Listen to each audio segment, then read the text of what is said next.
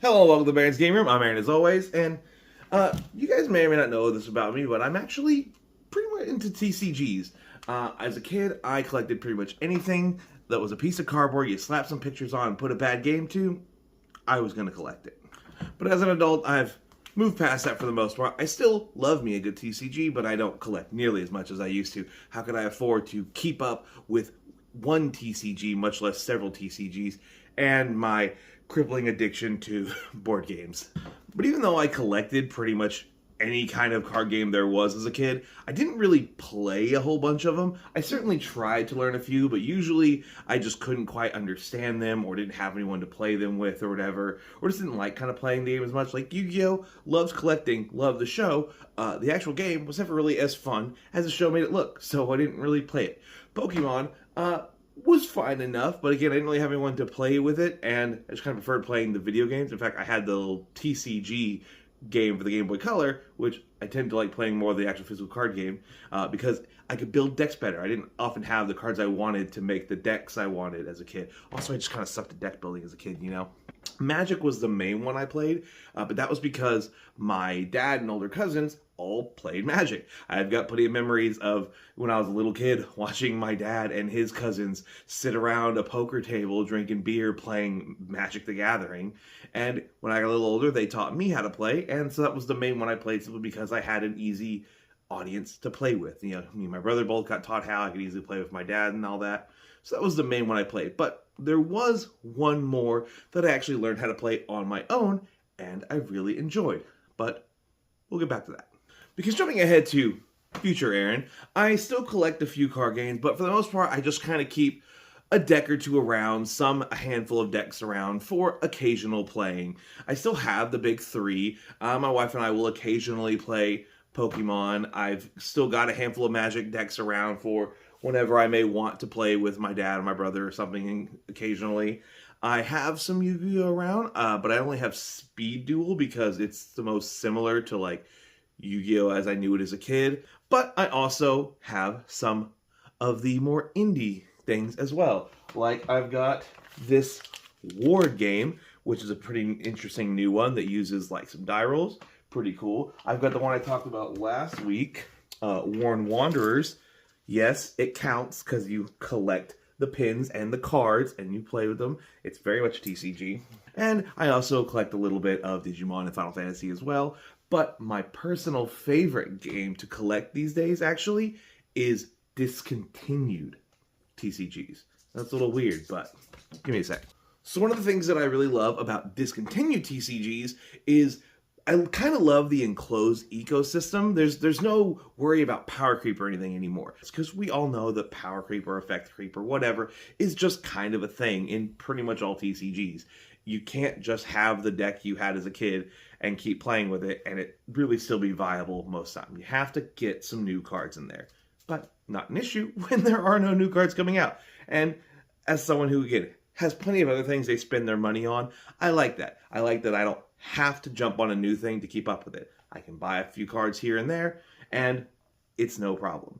But yeah, of these, I've got the old Transformers TCG from a handful of years back. I've got the Beyblade TCG here, which I mostly just got because it seemed funny and stupid. And it's just so weird and unique. I might do a separate video on this because it's a very weird little game. But my favorite one that I play is Kaijudo. Yeah, or if you don't remember Kaijudo, you might remember Duel Masters. Now to be clear, I said Duel Masters, not Duel Monsters. Duel Monsters is the in-universe name for Yu-Gi-Oh! Duel Masters is a card game made by Wizards of the Coast, same guys that made Magic the Gathering, in the early 2000s. And it was simultaneously a big hit and a big flop kind of at the same time. It's got a pretty interesting story. Yeah, you haven't figured it out yet? That's what this video is. I just kind of want to talk about Duel Masters and Kaijudo because I really like those games and I want to tell people about them. So, now, whereas the big three have pretty much been the big three since they came out for the most part. But the thing is, whereas in America they've all done really well, in Japan, Magic did have a little bit of a hard time grabbing on to the TCG community over there. So This is where Wizards of the Coast had an idea.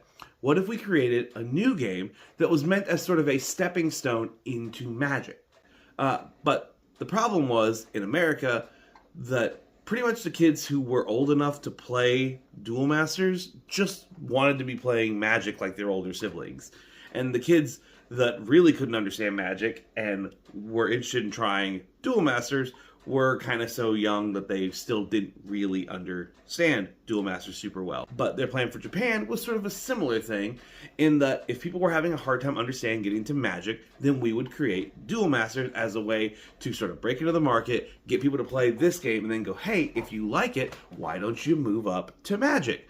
Now, their whole plan wasn't just put the game out and hope it does well. No, they were doing a huge marketing push, especially in Japan. There was manga, there was anime. Funny enough, I'm pretty sure both of those are still running today. And it was successful. Unlike in America, where America, they put it out, it lasted a couple years, and then it went the way of most failed TCGs, which is just to be discontinued and canceled. However, in Japan, it was a hit. But it might have been too big of a hit. They did successfully manage to move some people over to Magic. Magic does have a lot better of a foothold in Japan now than it used to.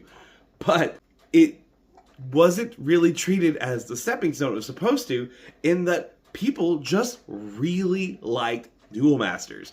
When Duel Masters died in America, it did not die in Japan. It kept going because it was just that popular. They really liked Duel Masters. They loved it. They just kept running with it. And it's kind of up there as one of the big TCGs that they like playing over there. After America unsuccessfully, tried to launch Duel Masters, it was still doing so well in Japan.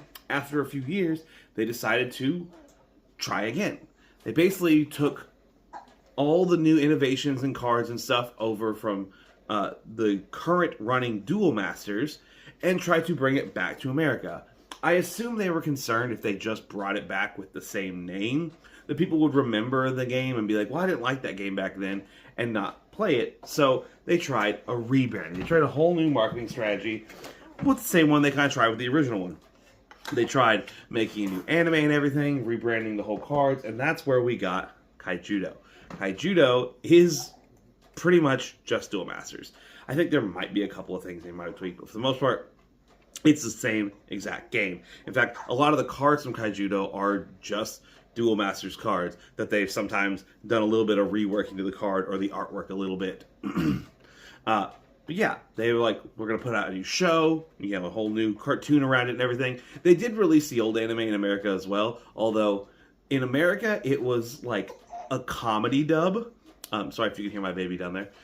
It was sort of a comedy dub where they ended up sort of doing almost a parody of the whole thing. There was lots of weird kind of jokes in it. They weren't really playing it very seriously. Not that you should be taking, kids' games and cartoons that seriously, but Yu-Gi-Oh! Clearly took itself much more seriously than the Duel Masters anime did. And it clearly took itself more seriously even in Japan than they did here in America. And, maybe that's something to do with why it didn't work. Who knows? I'm not a marketing expert. But yeah. Duel Masters, unfortunately, flopped and failed, so a few years later, we try Kaijudo. Unfortunately for us, though, Kaijudo went the same way as Duel Masters. Came out for a few years, had a brief little run, and then got canned. Now, while, like I said earlier, that's great for me and my purposes of collecting a canceled, card game, because I like the whole closed musical thing, it sucks for anyone who really likes the game, which again is me. Because, like I said earlier, I didn't really do good at learning how to play a lot of the card games and board games I owned as a kid. Just either had trouble understanding it or having trouble with people to actually play the game with me, so I couldn't keep up with it. Duel Masters was a game that I actually successfully taught myself and absolutely loved, even when I didn't have people to play with. I remember just playing solo games to get myself, or just playing a one-sided thing and kind of making up what the other side's doing. Like, I actually enjoyed that game even when I didn't have people to play with, which might be a little sad. But yeah, it was the one game I taught myself that I actually really enjoyed, whereas I did kind of learn how to play Yu-Gi-Oh! Pokemon, all that. I didn't really care for those, or at least not enough to keep trying to find people to play with, since I struggled to have people who also played the game. Duel Masters, I liked anyways and collected anyways. And, I wish I still had my cards. My grandma was really big about anything she didn't think I was still playing with regularly, got tossed into garage sales, sometimes when I wasn't even around. So I have no idea what happened to my Duel Masters cards back in the day. They may have been something I might have given up when I was kind of getting out of a lot of my collecting cards and stuff as a kid, because, you know, through most of my teen years, I pretty much went to just playing Magic, and that's kind of all I really collected at that time, too. So maybe I got rid of it with those. I don't really remember, but it also may have just been tossed out at some point when my grandma went through my old room and was like, oh, he doesn't play these anymore, and possibly anything. I don't know. But Kaijudo, well, I didn't really play it at the time because it came out, I believe, in the early 2010s, maybe late 2000s. And at that point, I was far into my teen years and all that, and I wasn't really, again, doing much with TCGs. I had Magic. I liked Magic because I had my friends and my family that played that one. That was all I really focused on. I wasn't really looking to get into new games, and I certainly didn't know at the time that it was that game I liked as a kid. I just thought it was a whole new thing. The new branding, while separate from Duel Masters, separated it from Duel Masters. I didn't know that's what it was. So I had no reason to go, ooh, cool, let me get into that.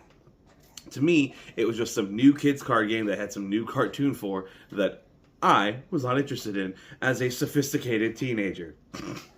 But I am clearly not a teenager anymore, yes. So basically, many years later, watching a lot of YouTube as I do, I come across someone who is talking about the old Duel Masters game. And I'm like, hey, I remember that show. I remember that game. I really liked that game. Let me watch this video. That is where I learned of the existence of Kaijudo. And to be honest, pretty much immediately after watching that video, I was all over eBay and the internet scouring for Kaijudo cards. Found that the decks were really cheap. For the most part, you could find almost every deck that was like structure deck that was made for the game at, I mean, nothing prices really, especially the dual day decks. They would have these events. I believe you could come and learn how to play the game, and they would just give you, I believe, like a free deck. Those are super cheap. Those seem to be everywhere. And the structure decks also pretty accessible, all $20 or less. So pretty in line with buying just a normal TCG. And the aftermarket for singles is also pretty easy to find. There are a few really rare cards and all that, but for the most part, most cards I buy end up being a few dollars at most. Most of them are $1 or less, especially if you're just looking for good deck filler and all that. At this point, I've bought enough cards that I have at least 10 decks of all the different color combinations, a deck for each of these single colors, as well as I still have some of the structured decks on these 24 karat gold ones. Don't mind the weird noise. The baby just makes that noise, I promise. It's an excited noise for her. But yeah, I've got quite a few cards, and I still buy boosters and all occasionally. And like I said, for me, this is just personally what, and I guess you might want to know about it. So yeah, I guess let's spend a little bit of time before I close this off, kind of telling you a little bit about how to play, I guess, Duel Masters / Kaijudo. Now, right off the back, one of the things that I really like about Duel Masters Kaijudo is that you don't need anything extra to play this game. You literally just need 2 players and 2 decks of cards. I believe 40 card decks? Yeah, 40 card decks. And that's all you need. There's no need for any sort of extra peripheral stuff whatsoever. Ward, I talked about earlier, I like Ward. But Ward, you need dice and stuff. And some way to kind of keep track of some life totals and things. Pokemon, you got to have some way to keep track of the life totals on all of your Pokemon, and probably need a coin to flip stuff around. For Magic, you definitely need some kind of life tracker, either a life tracker app or some sort of mat, or even just, I guess, paper and pencil. Keep track of stuff for your phone. I think I literally have a Magic life tracker on my phone, but you don't need any of that for Duel Masters Kaijudo. You just need the cards.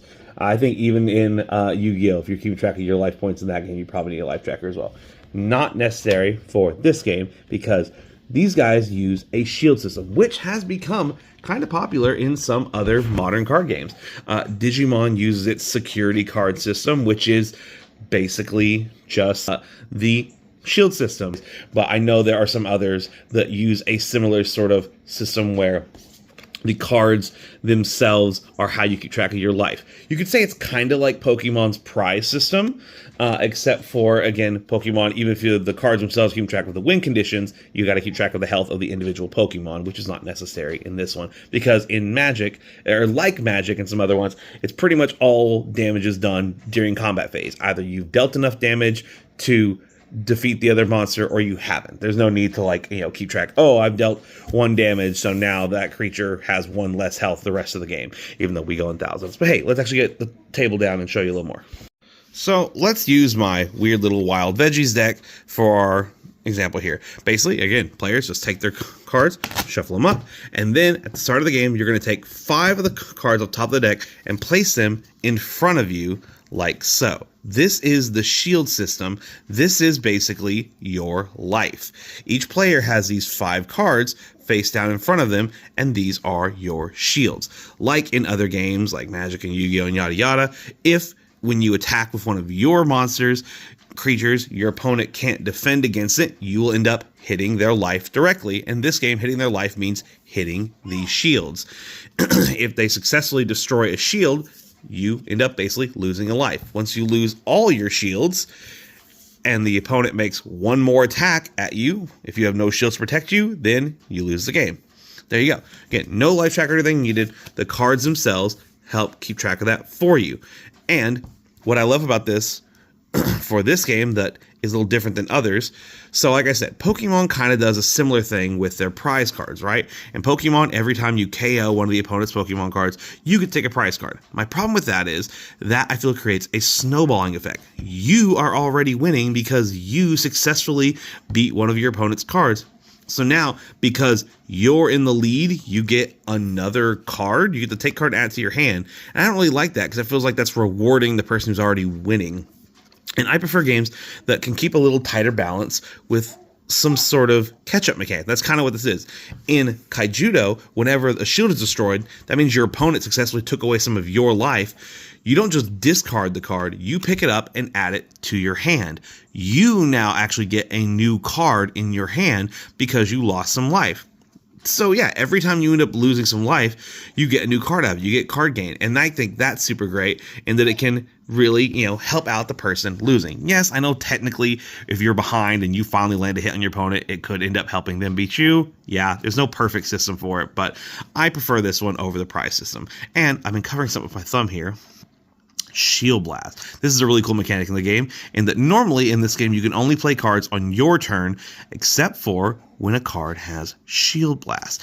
If a card with Shield Blast happens to be one of your destroyed shields, you can immediately play it, which means if you're lucky enough to get one of these picked up, you could totally change the flow of battle, or at least the flow of battle for this round, for free right off the top. I don't need to even pay for this if that was going to destroy it. I drop that, boom, and what's this one effect real quick?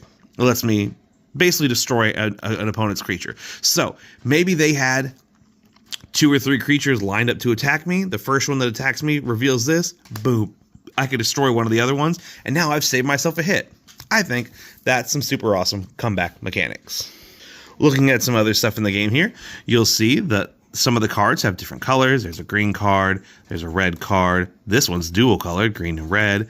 And then there's purple, which is sort of like the black or swamp color for Magic and all that. Yeah, like a lot of TCGs, this one has its little elemental array, 5 colors, similar to Magic: red, green, blue. Instead of white and black, they have yellow and purple, but similar elemental matchings and this whole thing. Another thing that I really like about this game is one thing about Magic and Pokemon and all that are you have mana, you have resources of sorts. Yu-Gi-Oh! Tries to avoid this by having you just sacrifice creatures to play other creatures and all that. This one sort of something that if there's not a direct resource system, but there still is. It's not completely gone like there is in Yu-Gi-Oh! In Kaijudo and Duel Masters, every card can be used as a resource. So, at the start of your turn, you're allowed to take any one card from your hand and place it. I should probably put my shields back down.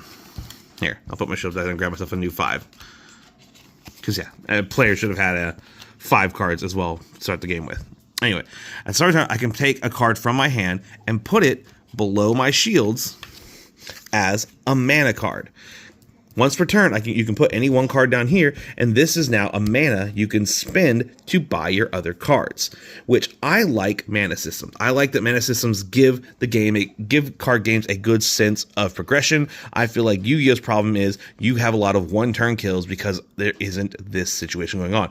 You get a creature or two out, or some cards that have special summoning effects, and you could already have huge creatures on the field immediately right away. That's not going to happen in a game with mana. Mana is a thing that sets sort of the pace of the game. Once a card is down there, you can basically tap it and spend it to buy out other cards if you have enough of them down there to pay for them. Up in the top corner here shows the mana cost of the card. Now, real quick, I'm talking about Kaijudo and I was talking about Duel Masters. They're pretty much the same. The only real difference on their layout and stuff is kind of where some stuff is. And one thing I really miss from Duel Masters is Duel Masters had a little number down here at the bottom, upside down, a little upside down 1 that meant when you play your card down, you could play it upside down with a little 1 there, and it just sort of signified the mana. It wasn't anything special, but I do kind of like the way it looks. I do kind of miss it a little bit. It helps signify a little bit more to me what's mana and what's your actual played cards. But yeah, going back to it, let's say for example, I had a couple of cards here. Boom, I got these 2 cards here. I tap them, and I could play this card right here because it costs 2 out to the field. There are only 2 types of cards in the game. There are creature cards and there are spell cards.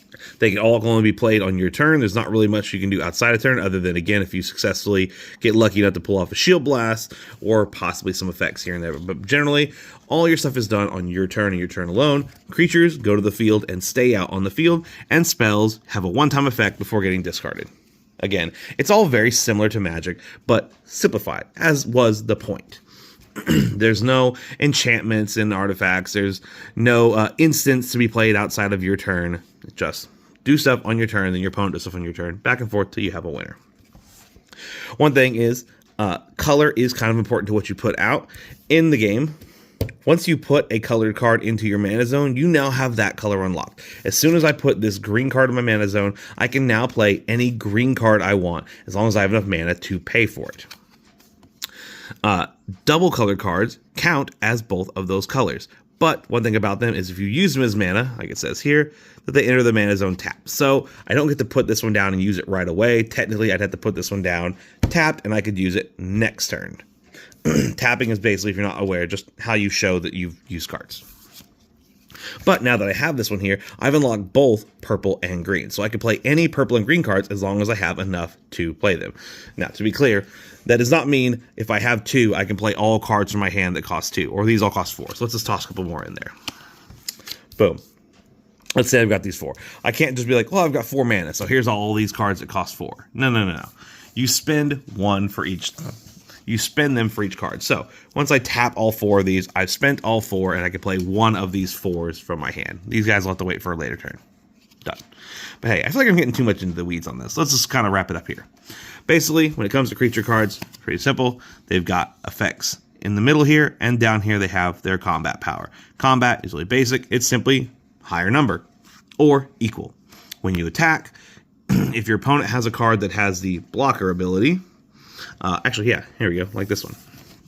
Not all cards are allowed to defend. Some cards have to have the power of blocker to be able to block an incoming attack. But if they have something with blocker, they can choose to block you, and then those monsters will fight. You'll compare their powers, and the weaker one is destroyed. Again, if there's a tie, then they're both destroyed. But if your opponent doesn't have any blockers, then you make a direct attack that will again destroy one of their shields that they will get to add to their hand. There we go. That's pretty much everything to it. Now again, I absolutely love the fact that you only need to use the cards to play the game. I absolutely love the shield system. I actually kind of stole it a little bit and use it in one of the games that we made, or one of our upcoming games, Wonton Destruction. Just in that's how I use the life. In that game, you have a plate of wontons. They're basically shields. And when they're destroyed, they go to your hand. I love the mechanic. Yes, I was very inspired to want to keep using it. So I love that sort of comeback mechanic, because again, I've never really liked that in Pokemon, the winner's the one that gets the card draw. That just feels like a problem to me. I do love the sort of simplified nature of playing cards and all that. I do like the sort of, it mostly is just on your turn. There's not a lot your opponent can do to interrupt you on your turn. Because yes, sometimes it can be pretty annoying. I feel like in Magic when you're just trying to do a thing and then you've got cancel and stuff like that coming out. I do appreciate that it's more of just who can do their turn better. So I do kind of like that, but you might not. As far as just having the numbers for attack for your overall combat power, that's okay. I wouldn't really mind having an attack and defense situation, kind of more like Magic or whatever, but yeah, that's fine. The 5-color aspect of it is very common, as far as the fact that once you have a color hit your mana zone, that's totally unlocks it. Yes, I do like that pretty well. I think I might like the old Duel Masters version of it a little better. In Duel Masters, it was whenever you bought a card, you needed to spend at least one card that was the same color as the one you're buying out to summon it. So if I wanted to play out a green card, at least one of the cards I tap need to be green. In Kaijudo, as long as any of the cards I have in my mana zone are green at all, then I can play a green card. Even if I'm technically tapping 3 red cards to play it, I still have a green there, so I can play it. So it makes it a little easier, a little faster. I think I actually might like the slightly slowed back version of having to have the right color, but yeah, again, preference thing. I do think that one thing I dislike about the game is I do kind of wish there were more things besides creatures that stayed out on the field. I kind of wish there were some enchantments or artifacts or something like that, buffs and power-ups for my creatures I could put out instead of just other creatures. So that might be something I might prefer in the game, but really as a whole, I just really like this game. I like how quickly it plays. I like that you never have the situation like you have in Pokemon or Magic where you're getting what they call mana screwed or mana drowned or whatever, where basically you're drawing too many of the resource card. If you're playing Pokemon or Yu-Gi-Oh, not Yu-Gi-Oh, Magic, if you draw too many energies or draw too many mana cards, then you're not getting the cards you need to actually play the game. But if you're not drawing enough of them, then you can't afford to play the thing. You can't afford to put energy on your Pokemon to attack. You can't afford to put mana to buy out the cards you want to play. That's not a problem in a game where all the cards themselves count as resource. So I super love that. That also means if you have a card that's only situationally useful, you can still include it in the game, because if it happens to not be one of those times where that situations where that's useful, you just use it as mana. So every card can always be useful. Absolutely love that. Again, love the rubber banding, love the resource system and all that, because I am a fan of resource. Again, I can't really do Yu-Gi-Oh! In that I don't like their lack of a resource system. OTKs just shouldn't be a thing that exists in board games and card games, whatever. Maybe you disagree, maybe you don't. I love the history of this game. I love the weird story of it all. And boy, I kind of wish it hadn't actually. As much as I say I like it because it's a dead TCG, I also really wish it was still going. I think I probably would be keeping up with this game. You know, I'm pretty sure it's still going on in Japan to this day. I'm pretty sure the anime is still going on and everything. I almost wish I could read Japan enough to maybe even buy those cards. I wouldn't be able to use my Kaijudo cards because it's still called Duel Masters over there, but it's an almost wish thing for me. Man, I have ranted on way too long about this game. Honestly, I can't believe you're even still here and seeing this. Yeah, this has been me just ranting about something I really like for a while, just because I like it. There's no real reason for it. I just really like this game and want to talk about it for a while today. Do I think you should get Kaijudo or Duel Masters? I mean, yeah, a part of me thinks you should, because I really love this game, and I think other people should experience this game. But I'll be honest, a part of me also doesn't want you driving up all the secondhand market costs and everything, so I can't get it. Because I want to keep buying cards for pretty cheap and all that. But hey, maybe, just maybe, if everyone starts buying it, maybe it'll tell Wizards that we want to play it again. I mean, look, we know the new Wizards of the Coast is all about making them some money. Lord. But anyway, yeah, just want to talk about it for a while. Thanks for hearing me rant for way too long. I guess I could do the thing I normally do at the end of the video, which is Duel Masters and Kaijudo are fair to prove, obviously. I guess see you guys next week, where I probably won't talk about TCGs.